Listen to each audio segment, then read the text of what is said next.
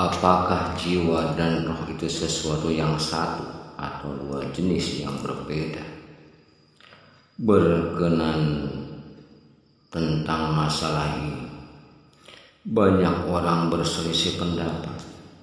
Sementara itu jumhur ulama berpendapat antara jiwa hanya perbedaan dalam sifat dan bukan dalam zat. Jadi kedua unsur itu sebenarnya satu. Dan ada sebagian yang mengatakan keduanya mempunyai perbedaan. Dalam kesempatan ini dengan daya dan upaya yang Allah berikan, kami akan menyingkap tabir masalah ini. Dan kami berpendapat jiwa terdiri dari beberapa unsur. Salah satunya adalah roh. Al-Jauhari menuturkan jiwa itu juga roh. Dikatakan keluar jiwanya. Abu Harashi mengungkapkan dalam syairnya, dia selamat dan jiwanya ada di tulang rahim. Tak ada yang selamat kecuali selimut dan sarung pedang. Artinya dengan sarung pedang dan selimut, jiwa dan darah. Beliau melanjutkan penuturannya, jiwanya telah mengalir. Di dalam hadis disebutkan, sesuatu yang tidak ada pada jiwa tidak mengalir, tidak najis jika jiwanya mati, dan jiwa adalah jasad. Ibnu Qayyim menuturkan bahwa istilah roh dan nafs adalah pengertian yang sama. Beliau juga menuturkan bahwa jiwa di dalam Al-Quran terdiri dari zat yang sesuai dengan pembawaannya, sebagaimana firman Allah Subhanahu wa Ta'ala, "Fasallimu ala anfusikum." Hendaknya kamu memberi salam kepada penghuninya, yang berarti memberi salam kepada dirinya sendiri. Al-Quran Surat An-Nur Surat ke-24 ayat 61.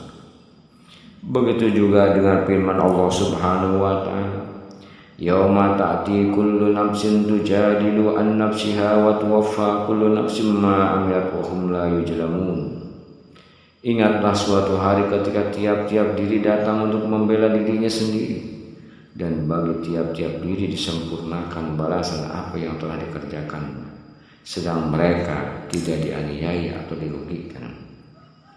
Al-Quran Surat An-Nahl Surat 16 ayat 111. Dan firman Allah Subhanahu wa Ta'ala, "Kullu nafsin bima kasabat rahina." Tiap-tiap diri bertanggung jawab atas apa yang telah diperbuatnya. Al-Quran Surat Al-Mudaththir Surat ke-74 ayat 38.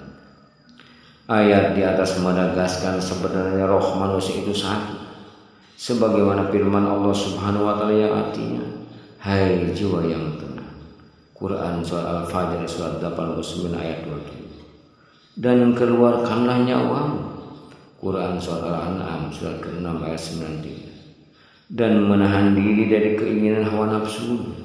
Quran Surat An-Nazi'at Surat ke-79 ayat 40.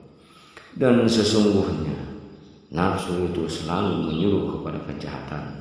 Al-Quran Surat Yusuf Surat ke-12 ayat 53.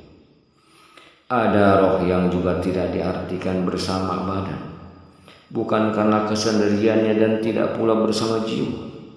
Adapun roh di sini yaitu Al-Quran yang Allah wahyukan kepada Rasul, sebagaimana firman Allah Subhanahu wa Ta'ala, "Dan demikianlah kami wahyukan kepadamu wahyu Al-Quran dengan memerintahkan." Al-Quran Asy-Syu'ara Surat ke-42 ayat 52. Dan wahyu yang diberikan kepada seluruh nabinya dan rasulnya itu, sebagai firman Allah yang mengutus Jibril dengan membawa perintahnya kepada siapa yang dikehendakinya di antara hamba-hambanya, agar dia memperingatkan manusia tentang hari pertemuan, yaitu hari kiamat. Al-Quran Surat Al-Mu'min Surat ke-40 ayat 15. Dalam firman Allah Subhanahu wa Ta'ala, Dia menurunkan para malaikat dengan pembawa wahyu dengan perintahnya kepada siapa yang Dia kehendaki di antara hamba-hamba, yaitu, "Peringatkanlah olehmu sekalian bahwasanya tidak ada Tuhan yang hak melainkan Aku, maka hendaklah kamu bertakwa kepada Aku." Al-Quran Surah An-Nahl Surat ke-16 ayat kedua. Dengan demikian itulah yang dinamakan roh atau wahyu, ketika roh itu mengajak kepada kebaikan dalam kehidupan, Dan jika dalam kehidupan manusia tidak dibimbing dengannya, maka tidak ada manfaat sama sekali kehidupan ini. Justru kehidupan yang dijalani sama seperti hidupnya binatang. Menurutnya disebut roh karena dengan roh itu ada kehidupan badan seperti halnya angin yang mendatangkan kehidupan. Disebut an-nafs boleh jadi karena ia termasuk an-nafs, sesuatu yang berharga karena nilai dan kemuliaannya, atau boleh jadi karena termasuk tanafus, hembusan nafas, sesuatu jika nafas itu terhembus keluar dan karena banyaknya hembusan yang keluar masuk di dalam badan sehingga disebut nafas. Dan apabila manusia sedang tidur, rohnya keluar dari jasad, dan apabila bangun maka rohnya kembali.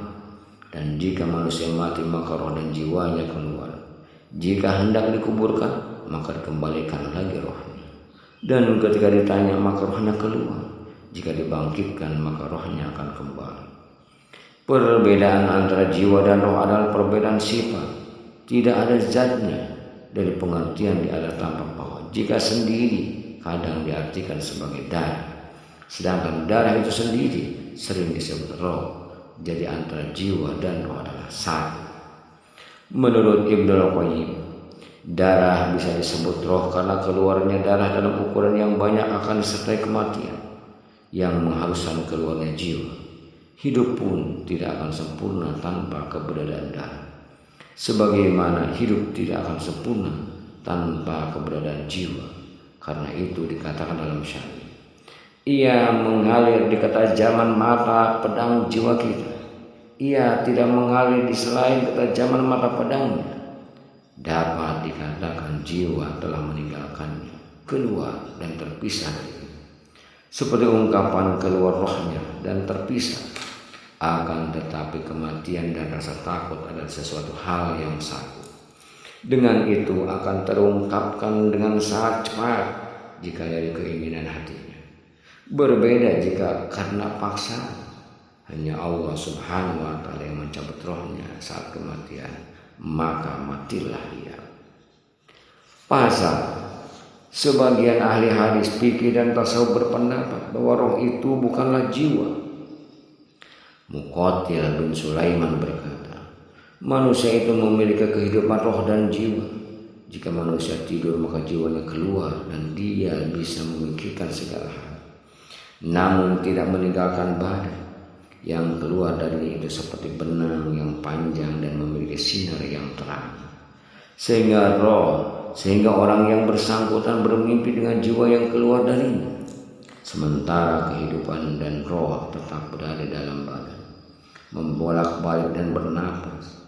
Jika dalam tidurnya manusia bergerak, maka jiwa itu secepat kilat kembali padanya, lebih cepat dari kehidupan mata. Jika Allah hendak mematikannya di dalam tidur, maka dia memegang jiwa yang keluar itu. Kemudian Muqatil bin Sulaiman mengatakan, jika seseorang tidur maka jiwanya keluar dari dan naik ke atas. Jika dia bermimpi maka jiwa itu kembali dan mengabarkan kepada roh, karena roh itu diberitahu.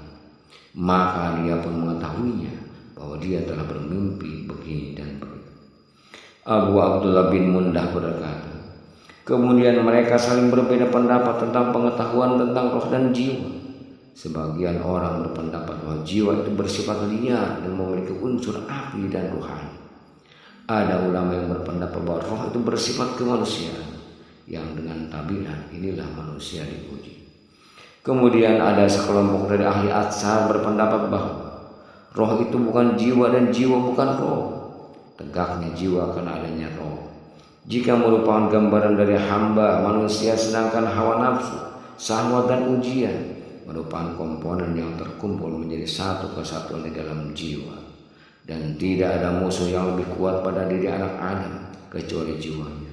Dan jiwa itu lebih condong kepada perkara-perkara dunia, dan ia tidak tertarik kecuali pada perkara dunia. Adapun dengan roh yang mengajak kepada urusan akhirat dan lebih mengutamakannya. Ketika jiwa itu disertai hawa nafsu dan setan menyertai jiwa dan bahwa nafsu, maka akan menjadi raja.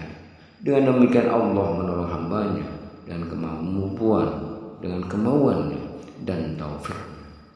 Dan sebagian yang lain berpendapat bahwa roh itu adalah urusan Allah yang disamarkan atau perkara gaib, baik secara hakikat ilmunya yang manusia tidak mengetahuinya.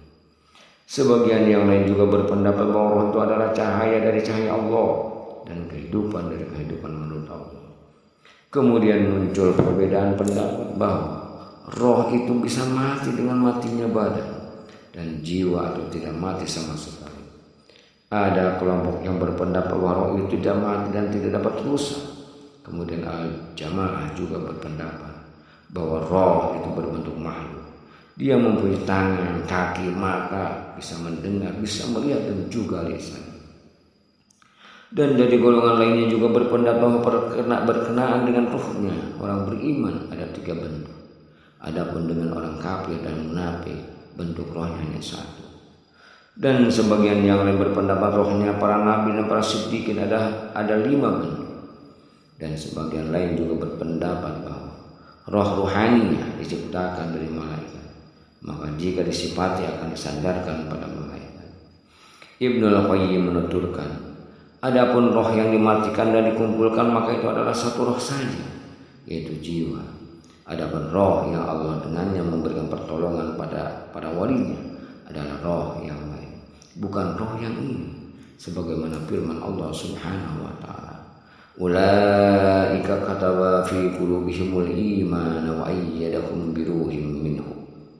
Mereka itulah orang-orang yang Allah telah menanamkan keimanan dalam hati mereka dan menguatkan mereka dengan pertolongan yang datang daripadanya.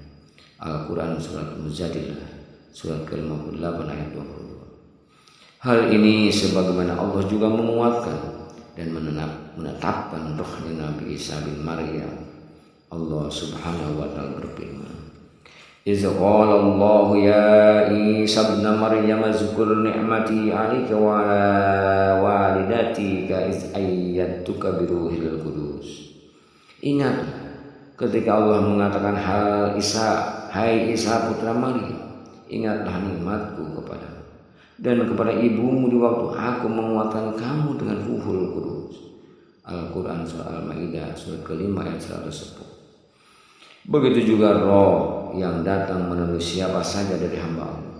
Yang dimaksud bukan roh yang ada di dalam tubuh manusia. Menurut Ibnul Qayyim, kekuatan yang ada di badan juga bisa disebut roh, karena itu ada ungkapan roh yang dapat melihat, roh yang dapat mendengar, roh yang dapat mencium. Roh-roh ini merupakan kekuatan yang dimasukkan dalam badan, yang bisa mati karena kematian badan, yang berbeda dengan roh yang tidak mati meskipun badan mati, yang tidak bisa binasa seperti kebinasaan badan. Wallahu a'lam.